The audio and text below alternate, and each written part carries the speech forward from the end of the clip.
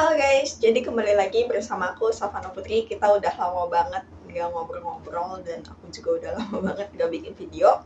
Oke, jadi di video kali ini aku bakal spill budget dan langkah-langkah yang lumayan rinci ya buat kalian yang mau kerja ke Jepang lewat jalur mandiri. Karena aku sendiri kerja ke Jepang secara mandiri dan aku nggak masuk LPK sama sekali. So, buat kalian yang mau hemat biaya dan lebih mandiri dalam prosesnya, wajib banget untuk tonton video aku sampai selesai.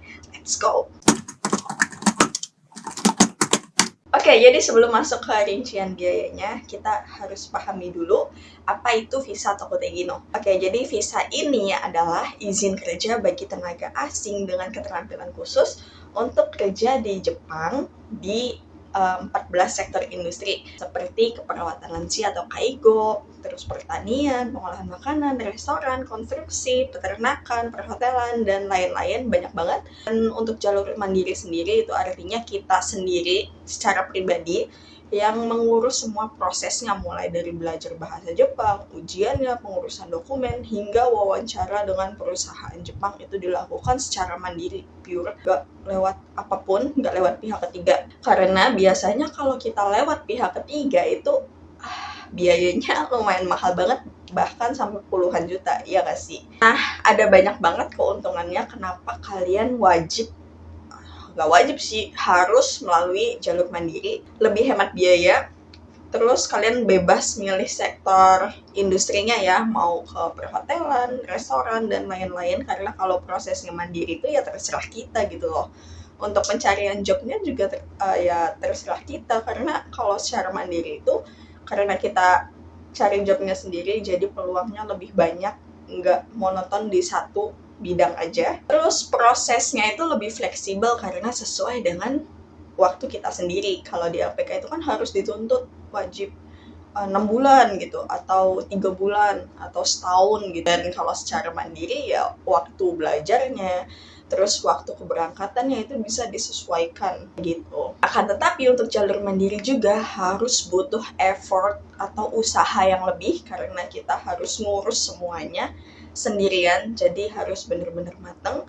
Apalagi kalau belajarnya secara mandiri, dan kita harus bisa manajemen waktu dengan baik, apalagi untuk teman-teman yang sambil kerja. Oke, untuk jalur mandiri ini sendiri syarat-syaratnya, yang pertama ada wajib memiliki sertifikat bahasa Jepang minimal JFT Basic A2 atau JLPTN 4. Nah, kalian itu bisa belajar secara mandiri seperti aku lewat aplikasi seperti Duolingo atau website Minato dari Japan Foundation, dan buku-buku bahasa Jepang lainnya. Atau teman-teman bisa ikut kursus ya, bukan ikut LPK tapi kursus bahasa Jepang secara online itu ada. Dan kalau teman-teman udah belajar bahasa Jepang dan merasa udah mampu untuk ikut ujian, bisa langsung ikut ujian. Waktu itu sih aku bukan ikut ya, mulai belajar bahasa Jepang itu di Januari 2023, dan aku ikut ujian JLPTN 4 di bulan Juli 2023 juga. Kemudian untuk JFD-nya aku ikut di bulan Agustus 2023 juga. Yang kedua nih syaratnya, memiliki sertifikat SSW atau keterampilan khusus sesuai dengan apa yang teman-teman minati. Misal teman-teman mau ikut kaigo atau keperawatan lansia atau restoran, terus pengolahan makanan, itu bisa pilih salah satu aja. Tapi kalau punya lebih dari 2 SSW, 2 sertifikat SSW itu lebih bagus, karena bisa kerja di, ya pilihan kerjanya lebih banyak ya. Kebetulan kalau aku di industri makanan, jadi aku belajarnya tentang industri makanan, dan aku udah bahas beberapa modul pengolahan makanan tahun kemarin ya. Kalian bisa scroll aja atau cari di playlistnya. Dan syarat yang ketiga. Untuk syarat ketiga itu dokumen pendukung seperti paspor dan medical check up serta visa. Dan ya ketiga ini nanti sih kalau udah diterima kerja, baru kita urus 3 syarat ini. Yang keempat, syaratnya wajib riset lowongan kerja. Kalian bisa cari lowongan kerja di situs-situs resmi seperti di OTIT itu kalau mau magang ya. Untuk websitenya aku taruh di sini atau di description box. Kemudian kalau teman-teman mau ikutnya Tokotegino, aku saranin sih Tokotegino aja ya. Kalian bisa cari di Mintoku World atau Hello World.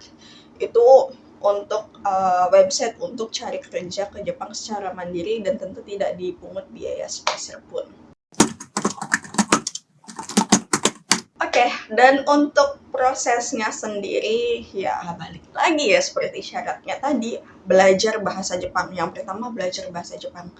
Kalian harus fokus untuk lulus JFT Basic atau JLPTN 4. Ya, tips dari aku sih, luangkan waktu minimal 2 jam per hari untuk bisa belajar.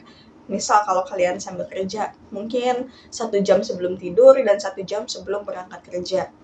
Oke, dan ya itu kalau masalah waktu bisa kalian atur secara mandiri ya. Lalu yang kedua, ikuti ujian bahasa Jepang dan juga ujian SSW-nya. Kalau kalian udah belajar bahasa Jepang dan belajar SSW-nya, kalian bisa daftar ujian dan cek-cek jadwal di website resminya. Pastikan juga kalau kalian itu harus sudah benar-benar matang belajarnya, persiapannya itu harus udah matang banget. Untuk proses yang ketiga itu kalian, nah ini cari lowongan kerja. Kalian bisa kirim lamaran atau apply loker di website yang aku bilang tadi, di Hello Work atau Mintoku Work. Untuk linknya di sini atau aku cantumin di description box, kalian bisa cek aja. Dan di website itu bener-bener free ya. Untuk apply kerjanya itu nggak dipungut biaya sepeser pun. Palingan juga mungkin untuk biaya pribadi seperti biaya paspor, MCU, atau biaya visa itu mungkin biayanya sendiri karena kita kan prosesnya mandiri ya, dan itu nggak ditanggung oleh perusahaan. Kemudian untuk proses yang ketiga, kalau kalian udah apply nih di situs yang aku bilang tadi, itu biasanya nanti akan dapat notifikasi atau email, biasanya langsung dijadwalkan. Kalian bisanya untuk ikut Zoom interview itu pada tanggal berapa, biasanya itu dikasih 3 pilihan jadwal gitu. Untuk interview, biasanya langsung sih, ya tunggu paling 3 hari sampai 1 minggu, itu prosesnya emang bener-bener cepat banget. Kemudian untuk proses berikutnya ya persiapan dokumen. Kalau kalian udah interview dan dinyatakan lulus interview, perusahaan itu biasanya membantu proses untuk COE-nya atau Certificate of Eligibility. Dan teman-teman itu hanya perlu melengkapi dokumen tambahannya seperti visa, paspor, sertifikat JFT, dan juga SSW kayak gitu, dan MCU kayak gitu. Kalau visa sih nanti ya, kalau COE-nya udah jadi dan COE-nya udah dikirim ke kita, PDF-nya gitu, baru kita apply visa. Kemudian proses pengurusan visa ya, yang tadi aku bilang, ketika COE-nya udah turun, barulah kita ngurus visa sendiri, kayak gitu. Setelah visa jadi, itu barulah pemesanan tiket pesawat. Untuk tanggal keberangkatan sendiri biasanya didiskusikan dengan pihak perusahaan, itu nanti biasanya pihak perusahaan sih yang minta, kayak yang nentuin harus berangkat tanggal berapa, kayak gitu. Dan untuk biaya tiket pesawat sendiri itu rata-rata kalau prosesnya mandiri itu kita bayar sendiri, tapi ada yang ditalangin oleh pihak perusahaan. Jadi kita bayarnya ketika sudah kerja di perusahaan dengan sistem potong gaji. Dan syukur-syukur ada juga yang dapat ditanggung ya, 100% ditanggung itu ada.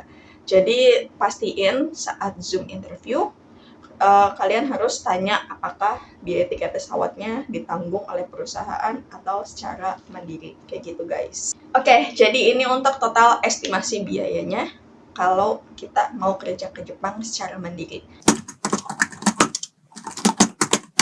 Untuk ujian bahasa Jepang sendiri itu kalau kita ambilnya JFT itu sekitar 450.000 atau 400.000 gitulah. Untuk ujian keterampilan khusus atau SSW itu 450.000. Kalau untuk yang ambil selain SSW Kaigo, untuk MCU itu biasanya 1.200.000, kemudian untuk visa itu 560.000. Lalu untuk tiket pesawat dari Jakarta ke Tokyo itu kisaran 5 juta sampai 8 juta. Untuk totalnya sendiri itu sekitar 8 juta sampai 11 juta ya, tergantung tiket Ya, kalau dihitung-hitung sih lumayan ya kalau untuk jalurnya secara mandiri, proses secara mandiri karena biayanya itu udah jelas transparan karena kita yang ya ngeluarin biayanya tuh untuk ini yang kita urus aja gitu loh. Kalau yang di LPK itu kan ada yang bahkan sampai 15 juta, 20 juta, bahkan 30 juta yang biayanya mungkin kita nggak tahu kemana-kemana aja kayak gitu. Oke guys, jadi itulah rincian proses dan biaya untuk jalur mandiri untuk kerja di Jepang dengan visa atau Kotegino dari aku ya. Dan kalau kalian suka video ini, jangan lupa like, comment, share, dan subscribe ke channel aku tentunya. Dan kalau kalian ada pertanyaan, kalian bisa langsung aja tulis di kolom komentar atau mau request video apapun, kalian bisa langsung tulis di kolom komentar. Dan sampai jumpa di video berikutnya.